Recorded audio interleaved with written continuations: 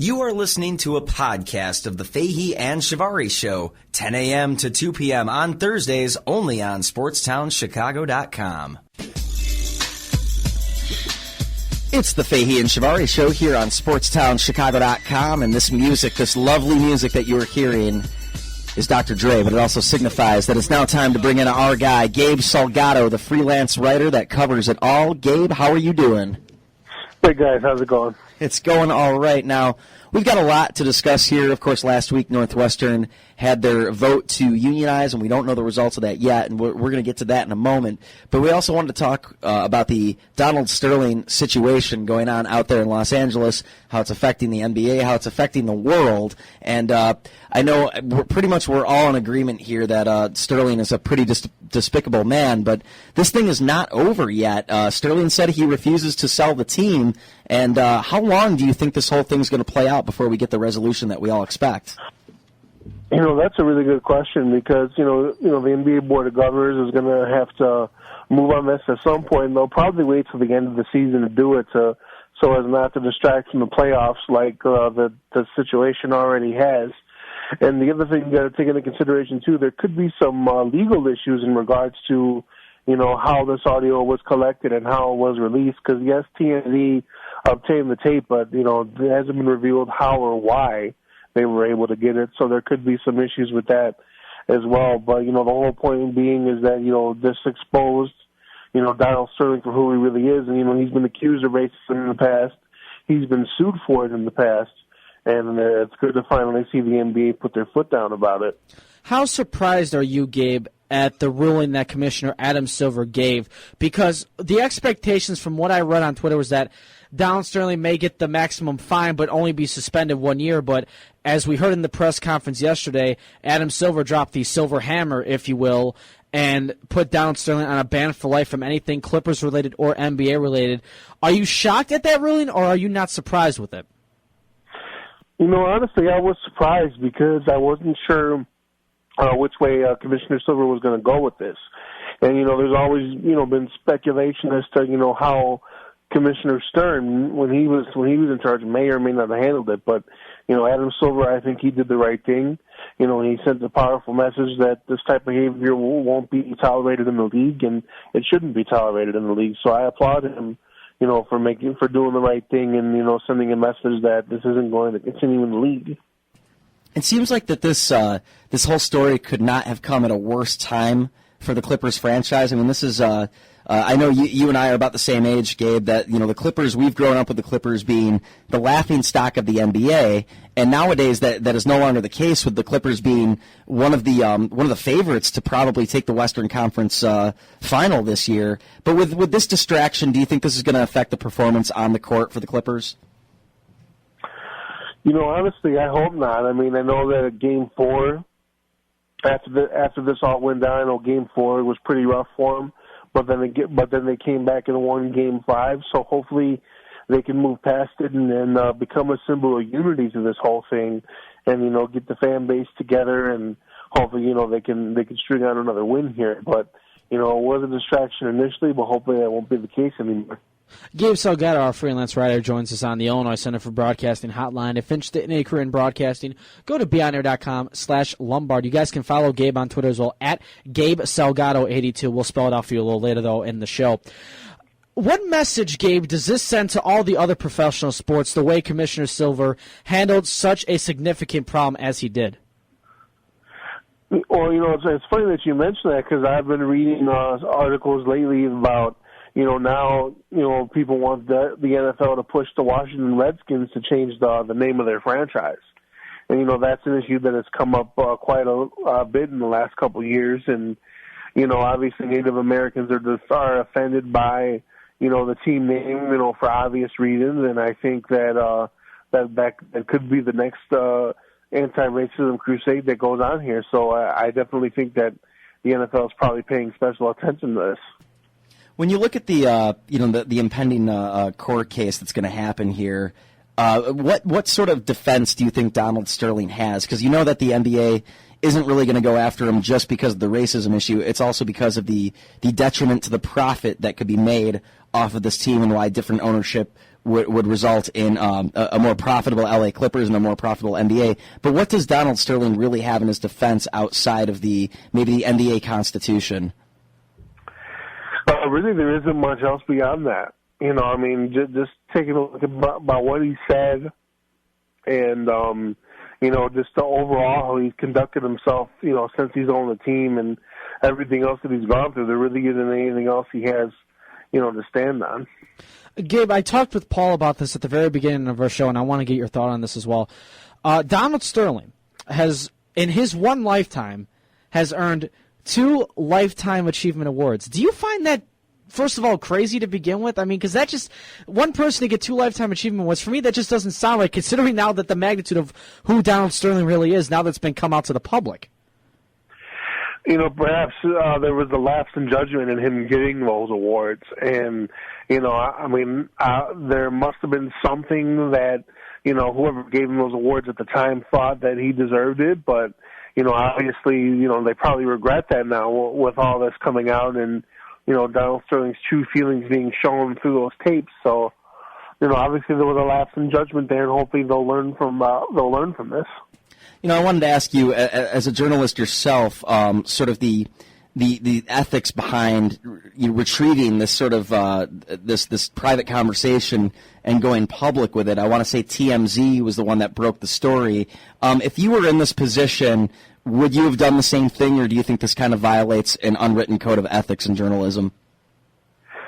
I think that violates code of ethics in journalism because, obviously the recording was made without his permission. I mean, now granted, obviously it showed the type of person that he really is, but at the end of the day, somehow that recording was made without his knowledge, and there could have been some privacy laws violated with that. So, definitely I probably would have held back unless I got permission to use it. We were also talking about, myself and Paul, Gabe, about how on Twitter the argument in Donald Sterling's defense, Paul, you referenced to it just a few minutes ago, about how people are using the First Amendment freedom of speech to protect Donald Sterling in this entire situation. In my mind, and Gabe, I want to get your thoughts on this, for the freedom of speech amendment to be defended on Donald Sterling, in this kind of a situation, I don't see how that's applicable. I want to get your thoughts on that. I agree with you. I mean, yes, that there's a constitutional right that we have in this country, but at the same time, there's a difference between free speech and hate speech, and this is obviously, hate speech. America is one of the most diverse countries in the world, and you look at it, just by looking at your neighbors. Your neighbors are a different skin color, different culture, different creed than you are. And, obviously Donald Sterling is still stuck during the civil rights struggle. So I think that, I think that, there's definitely something that, there's a big difference between the two. So, as diverse as this country is, I think that, obviously Donald Sterling, he showed who he really is, and, he's got you commit the crime, you do the time, as they say. All right, before we wrap up the Sterling side of things here, who do you think will be the next owner of the LA Clippers? Oprah, David Geffen, Magic Johnson? Floyd Mayweather? Or maybe some sort of dark horse that we don't know about here? Well, Clippers fans are hoping for Magic Johnson just because of his connections to the Los Angeles area and his days as a basketball player there. But really, it all depends on, who could bid the most money. Floyd Mayweather definitely has the type of money. Oprah Winfrey has the type of money. Magic Johnson, I'm sure, has the money. So at the end of the day, it's about, who puts in the highest bid. But, Clippers fans are hoping for Magic Johnson. I want to add one more thing to that before we get on to the Northwestern unionization discussion here on the show. Do you expect when this vote takes place for the owners to forcibly oust Donald Sterling and force him to sell the Clippers? There have been certain rumors that obviously nobody can confirm as of yet that the owners would be voting 29-0 in favor of a forced sale of the Los Angeles Clippers. Would you expect a 29-0 in favor of Donald Sterling being forced to sell the Clippers? Because I do. I would hope so. I would hope that would be the case, to send the message that this type of behavior will not be tolerated. It shouldn't be tolerated. It's wrong. It's hateful. But then again, that all depends on, what the owners themselves think at the end of the day. I mean, obviously the right thing to do would be to vote unanimously, and I would hope that would be the case. But, again, that all depends on, how the other owners feel about it, because not every owner made their voice heard as far as what they felt about this situation. So we don't know, but I would hope for the sake of all that is good that, they would vote unanimously. You bring up a good point there, Gabe, that not every owner did speak up. I mean, there was within hours of Adam Silver's final say on this. You saw Jerry Reinsdorf and other owners kind of release their statements saying that they side with the league on this. And granted, this is a network. This is the old boys network here of owners that we're talking about. Who do you think would be on Donald Sterling's side, or who is his kind of closest buddies that you think would be kind of in his corner on this one, if there is anybody?